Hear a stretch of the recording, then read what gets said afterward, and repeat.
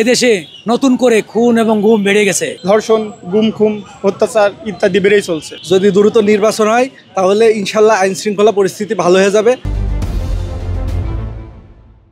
দেশের যে পরিবেশ চলছে বর্তমানকে যুগে দেশে ভেবে চলে না। দেশ চালাতে গেলে সমস্ত দল যত আছে সমস্ত জ্ঞানদাম মিট করে সব এক টেবিলে বসে সমাধান করে দেশটা সবাই মিলে আমাদের বাংলাদেশ সোনার দেশ।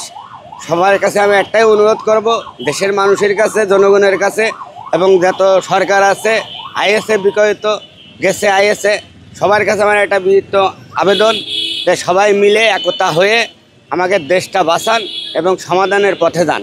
এইভাবে কামড়াকামড়ি করে কোনো দল নিয়ে কোনো রাজনীতি চলে না। এ সরকার ও সরকার এসব বাদ দেন, দ্রুতভাবে আইনটা খুব কড়াভাবে সমাধান করেন। নাই যেভাবে রাজনীতি হচ্ছে চান্দা এখানে কামড়াকামড়ি বিএনপি আমলিগ নিয়ে এইসব কামড়াকামড়ি করা উচিত না। সবারই উভয় পক্ষেরই ক্ষতি হচ্ছে, এই ক্ষতিটা হওয়ার দরকারই নেই। আমি মনে করি নিরপেক্ষভাবে দেশের একটা নির্বাচন দিয়ে সমাধান করে যে যার মতন জায়গায় বসাই তুলি আমার মনে হয় ভালো হয়। এটাই আমার। পালিয়ে যাওয়ার পরে ডক্টর ইউনূস ক্ষমতা নিয়েছে আমরা সবাই জানি, কিন্তু ডক্টর ইউনূসে আইন শৃঙ্খলা পরিস্থিতি নিয়ন্ত্রণ করতে পারছে না।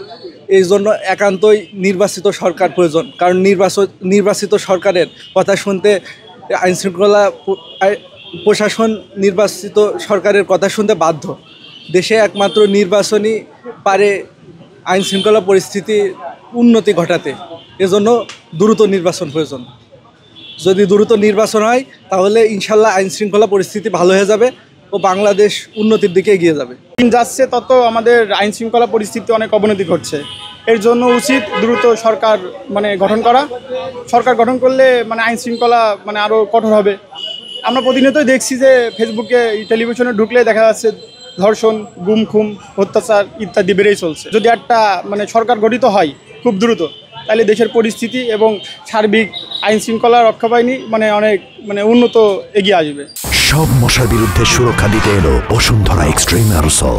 মশার বিরুদ্ধে এক্সট্রিম সুরক্ষা। দ্রুত নির্বাচন আনা এবং একটা পরিকল্পিত সরকার গঠন করা দরকার, যার ফলে এই খারাপ দিকগুলো রোধ করা সম্ভব হবে। যে 5ই আগস্টের পরে আমরা চেয়েছিলাম নতুন বাংলাদেশ, এবং নতুন বাংলাদেশের কথাই আমরা বলি যে নতুন বাংলাদেশ হতে যাচ্ছে। সেই দেশে আমরা সবাই পরিচ্ছন্ন থাকবো, ভালো থাকবো, খুন হবে না, গুম হবে না, মানুষের উপর কোনো আঘাত আসবে না। কিন্তু আমরা লক্ষ্য করে দেখছি যে এই নতুন বাংলাদেশ হওয়ার পরেও এদেশে নতুন করে খুন এবং গুম বেড়ে গেছে।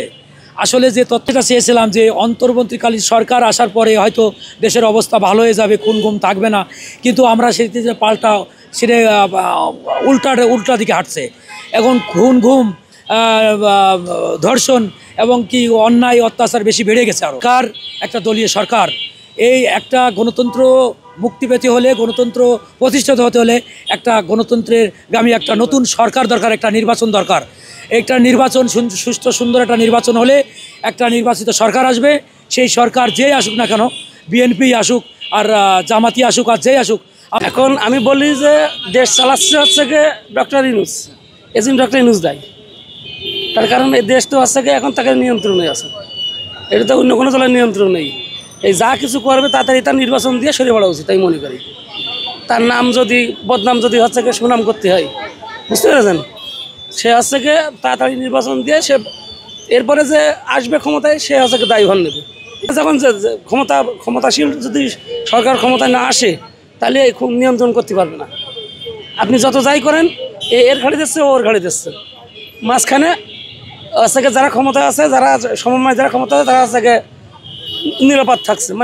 তারা মনে হচ্ছে দুধে ধোয়া, বুঝেছেন। একটা জিনিস, আমি এই দোকানটা চালাই, এই দোকানের দায়িত্ব আমার। আমি যদি কোনো লোক দিকে সে যদি অকাম করে তাহলে সে আমি দায় থাকবো, সে দায় থাকবে না। কিন্তু মনে করি যে যত তাড়াতাড়ি নির্বাচন হয়ে যাবে আর এটা বাংলাদেশে একটা নির্বাচিত সরকার।